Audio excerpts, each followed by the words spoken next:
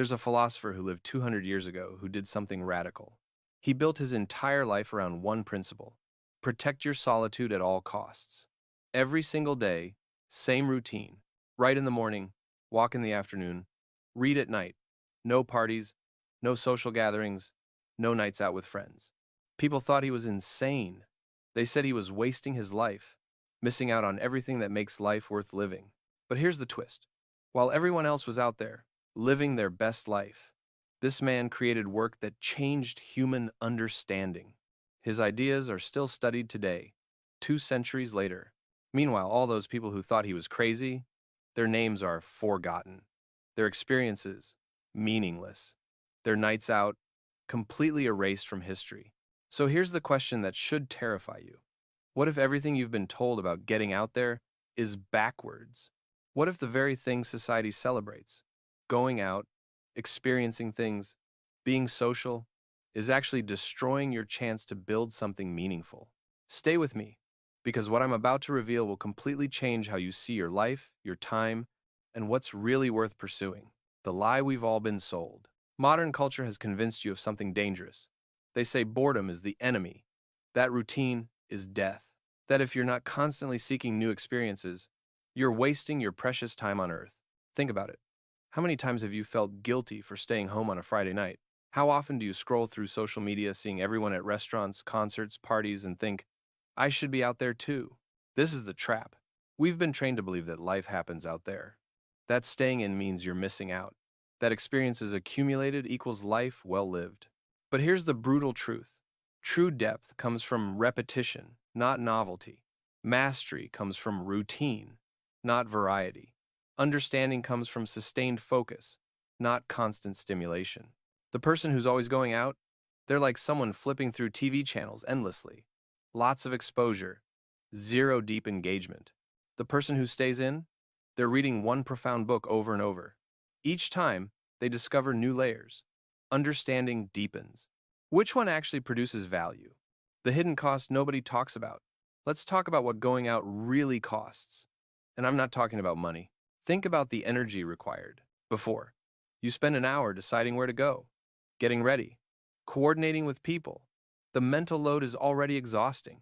During, you drive across town, fight for parking, walk into a crowded, noisy space. Your nervous system is now on high alert. You're managing social dynamics, making small talk, performing the version of yourself that's socially acceptable. After, you get home drained. You need to decompress, process everything, recover from the overstimulation. The total energy cost? Massive. Way beyond just the 3 hours you were technically out. And what did you get from it? A meal you'll forget in a week. A conversation that added nothing to your life. Maybe a few Instagram stories that get 50 likes. Now compare that to staying in. You read a book that changes how you think.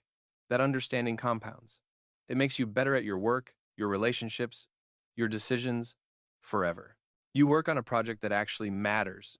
Each session builds on the last. You're creating something with lasting value. You think deeply about problems that need solving. Those insights improve everything you do. One path depletes you while producing nothing memorable. The other path energizes you while building something permanent. Your home is not a prison. It's your laboratory. Here's what most people don't understand. Your home isn't just where you sleep. It's your creative sanctuary. But you can't develop a sanctuary if you're never there. Think about what a true sanctuary requires. Time. You can't build a deep relationship with a space you barely inhabit. You need hours, days, weeks in that environment to optimize it. Customization. Your books arranged for maximum inspiration. Your workspace designed for flow. Your lighting perfect for different activities. Protection. From social obligations that fragment your time. From events that drain your energy. From anything that invades your focus. All of this gets destroyed when you're constantly going out. Look at anyone who's created meaningful work. Writers who produce great books. Entrepreneurs who built successful companies. Artists who made lasting impact. None of them were constantly going out. All of them protected their sanctuary time like their life depended on it. Because it did. The experience trap. There's this belief that's everywhere now. A rich life comes from accumulating experiences, travel, restaurants, events, adventures. The more you experience out there, the richer your life becomes. This is a fundamental misunderstanding of how human experience actually works. Here's the reality. Your experience of anything happens entirely internally. That amazing restaurant? The actual experience, the meaning, the memory happens inside your consciousness. That concert? That trip? That party? Just external stimuli. The real experience is how you process it internally. And here's the problem. Going out constantly prevents the internal processing that transforms stimuli into genuine experience. Think about what really happens. You go to an incredible restaurant. It's amazing for 2 hours. You remember it for maybe a week. Then it's gone, completely erased from your consciousness. You attend some event. It's exciting in the moment. But what lasting impact does it have? None. Most experiences people accumulate are just sophisticated entertainment, consumption disguised as enrichment, stimulation mistaken for growth. Real richness comes from internal development, not external accumulation. The person who stays in with great books experiences more than the person who goes out constantly. Because reading something transformative changes how you understand human nature. That understanding enriches every experience for your entire life. Going to another restaurant doesn't change anything. It's temporary stimulation that fades. Freedom is saying no. Here's where it gets uncomfortable. Modern culture makes going out feel obligatory. Social pressure.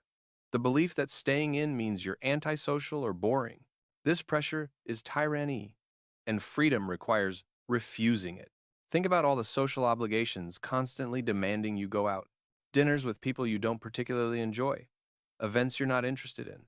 Gatherings you attend, only to avoid judgment. None of this serves you. All of it fragments the time required for meaningful work. But refusing feels difficult. People will judge you. They'll call you antisocial, boring. They'll say you're missing out on life. Let them. Their judgment doesn't matter. Their social pressure doesn't serve your interests. The freedom to stay in is the freedom to build something meaningful, to protect the time required for work only you can do. Most people spend their entire lives doing what everyone else expects, going where everyone else goes, and they wonder why they feel empty. The choice. You're standing at a crossroads right now, down one path. What culture celebrates? Constantly going out, accumulating experiences, always being where things are happening. You'll have impressive stories, photos of experiences accumulated, a calendar full of events. And in those rare quiet moments alone, you'll wonder why you feel so empty despite all those experiences, why you've built nothing lasting, why your interior life feels so impoverished despite your external adventures.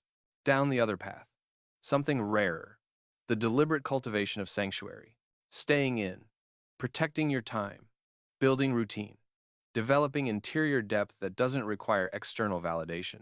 This path offers no guarantee, except one: you will build something meaningful. You will develop genuine understanding. You will create work that outlasts temporary experiences. Very little is needed to make a happy life. It's all within yourself. But what's within yourself only develops through time spent there, through staying in rather than constantly going out. The truth about genius. Talent hits a target no one else can hit. Genius hits a target no one else can. See, but you cannot hit unseen targets while constantly going out. Cannot develop the sustained focus that genius requires. The constantly going out person experiences many things superficially and understands nothing deeply. The sanctuary-dwelling person experiences few things deeply and understands everything more richly. The difference isn't intelligence. It's not talent. It's not luck. It's the courage to stay in when everyone else goes out. Take action. The pressure to go out is constant. The judgment for staying in is real. But you can refuse. And in that refusal, you'll discover something profound. You never needed constant external experiences to build a rich life. You just needed protected time and optimized space to develop interior depth that makes every experience richer. Write in the comments, I choose sanctuary over novelty. Let's see how many people are ready to stop fragmenting their lives through constant going out. How many are prepared to protect the time that meaningful work requires? The choice is yours. Now act accordingly.